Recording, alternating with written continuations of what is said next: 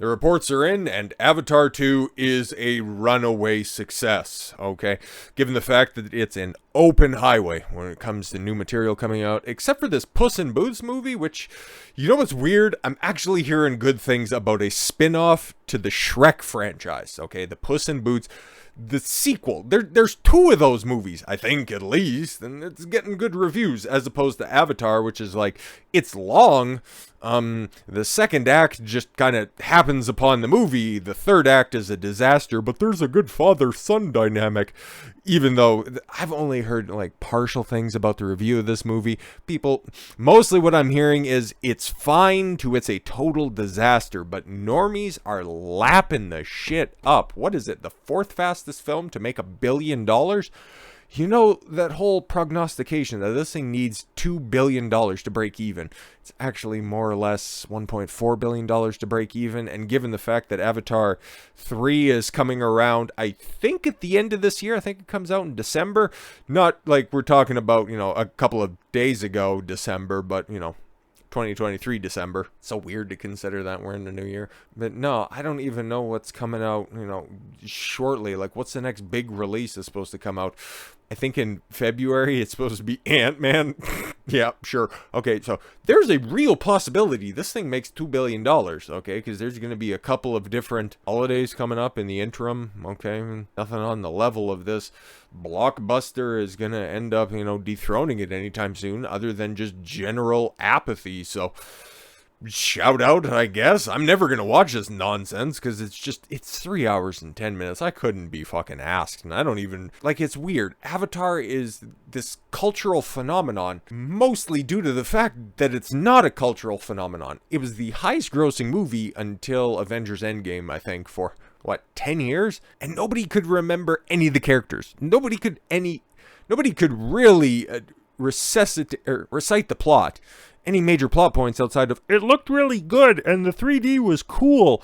Outside of that, it was the giant blue people movie, and people would say, it's Dances with Wolves in space. It was the Last Samurai ripoff. It was a bunch of different fucking nonsense. I remember a tank, Sam Whitworth, Rockwell, I don't even remember. Bald Marine guy, and Stephen Lang. That's about it, okay? It was a phenomenon for the fact that it wasn't a phenomenon, even though it made over $2 billion. It was another one of those James Cameron films where it's like, oh yeah, okay, James Cameron is behind this, and he made a bunch of good films back in the past, and now this is what he's doing, huh? Very interesting. Great technological leap, but we're getting to a point now where, if you're going to be making a franchise out of this, and you have plans for, 6 different iterations of the story, brother, you need to start writing a story. But let's take a look at the box office receipts. Third consecutive week, Avatar: The Way of Water swam its way to the top of the box office. Friday alone. Okay, so Friday alone. So this would have been New Year's Eve. More than $24 million in sales, estimated to enjoy $87 million over the 4-day New Year's Day weekend. That's incredibly impressive. 3 weeks in, okay? In second place was Puss in Boots. The Last Wish took home $6.5 million.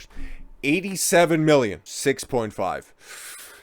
That's a gigantic gap. Nothing's gonna be close, and I don't know what's coming out next, okay? And then Black Panther: Wakanda Forever came and went like a fart in the wind. Oh, it's so important. The first one was basically like the MLK of the theaters. It's like, bro, nobody gives a fuck. Your shit sucks, Disney. Fucking figure it out. Yeah, it raked in $1.8 million. I think LeBron James made $1.8 million for the basketball game on his fucking birthday. And that was probably a bigger black event than fucking, Wakanda Forever. Just get out of the theaters. Nobody wants you anymore. Your movie's bad. Now fucking deal with it.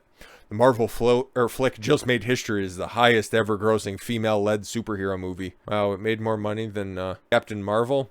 Oh, I just checked the source on that one. When it comes to domestic numbers, because Captain Marvel, because it came out during the time when people actually gave a fuck about Disney movies. Marvel movies in general. Okay, Captain Marvel made $1 billion worldwide. This is not even coming close. It's not even gonna hit 800 million.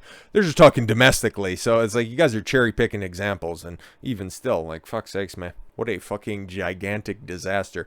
That was Marvel's big hope. That closes out phase 4. And it definitely hands over the ice-cold baton to Ant-Man when that opens up next.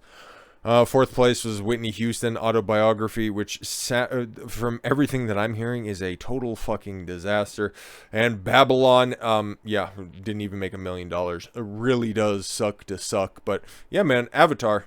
Again, don't know why, I don't know how, because I'll be completely honest, the buzz around this film is non-existent. It's just the thing at the theaters that people are going to because it's the holiday season. Like, outside of that, I guess, it's like, even though it's kind of getting long at the tooth at the theaters, it depends on how it plays in January. Like, it's impossible to really tell. Because, like I said, word of mouth, it's non-existent, and I've hunted for any sort of enthusiasm around this film, and I've come up empty. Like, everything that you hear around the film just makes people not want to go see it. Because every time that you hear James Cameron open up and flap his yap about this stuff, I talked about this before when he said that, oh yeah, testosterone is like a toxin you have to work through your system.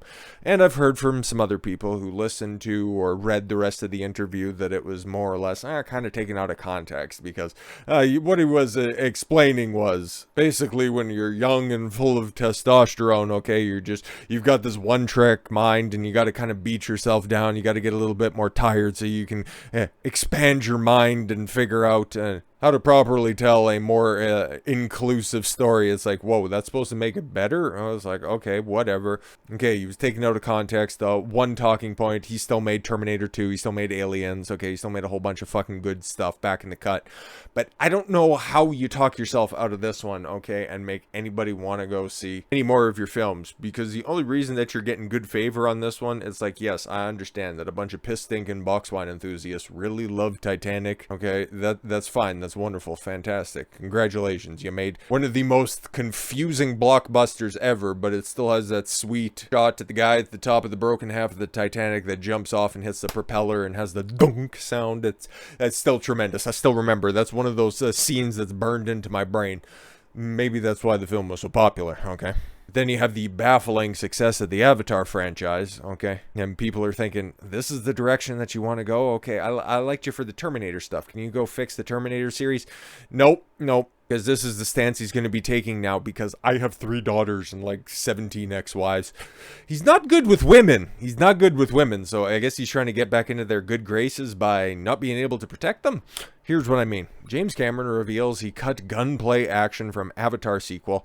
I thought the bad guys were supposed to be military or, non-governmental contracting governors, sorry, here I am thinking about Terminator as well, contracted government entities like BlackRock or Blackstone. Blackstone is the private military company. BlackRock is who's dealing with Ukraine right now. He wanted to get rid of gunplay action, so you just had people get landed on, and that's supposed to be somewhat more humane. Okay, from Avatar sequel to get rid of the ugliness. So guns are ugly.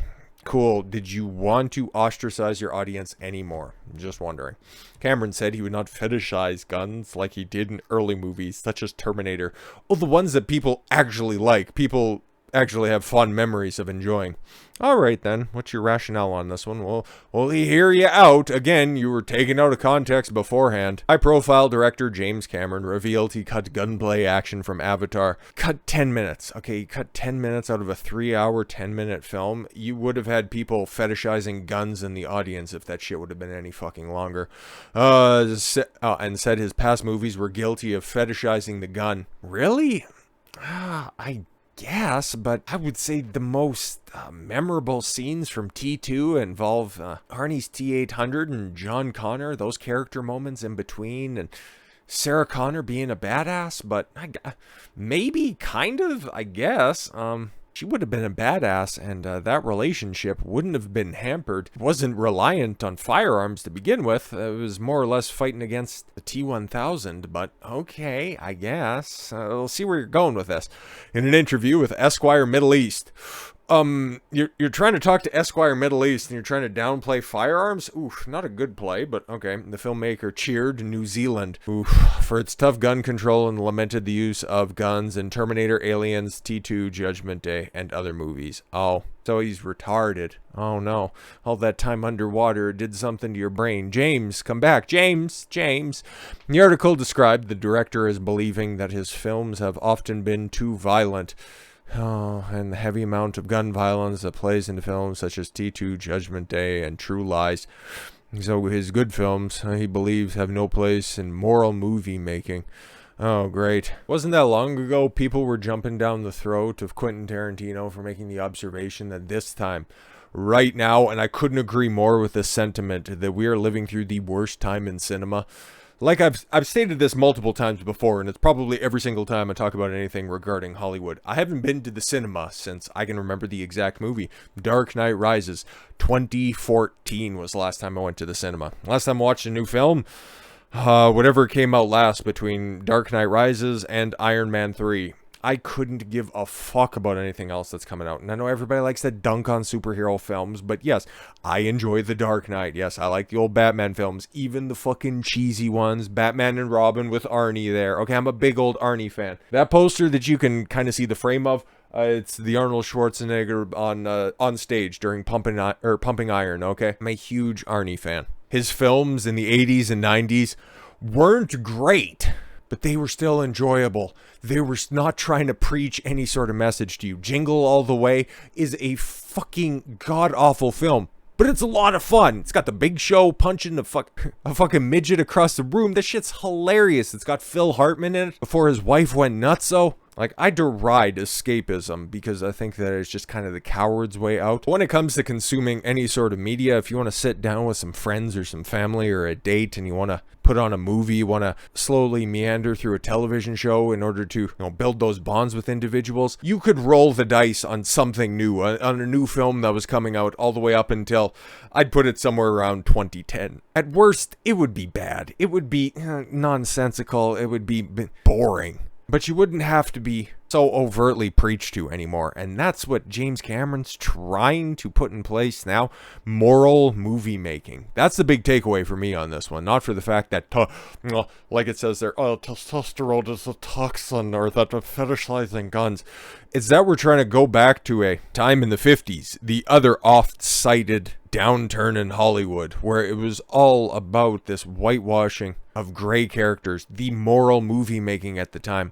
And it wasn't until people started to experiment, started to change the techniques, change the script, and things started to get better. But at a time when Hollywood is, I think, comparing and contrasting the Hollywood box office from 2022 to, even 2021? Is 2021 or 2019? Okay, either or, but 2022 on the whole was down 50% from the last time that there was a comparable year in the box office. That's not good, because everything is either bad, preachy bad, nonsensically bad, or Top Gun Maverick. Like, those are your choices, okay? And you'd think with the success of Top Gun, there's some things that could be learned by studio executives, but what do you think they're going to pull from that? The fact that, if you're not trying to push some sort of political, moral, pointed agenda, people will come to see the film with the wafer-thin plot and the big explosions. No. They're just going to try to ham-fist in dogfights and aging actors, and it's like they're never going to learn, man. But moral movie making, holy... Cameron recalled, I look back on some of the films I've made, and I don't know if I would want to make that film now.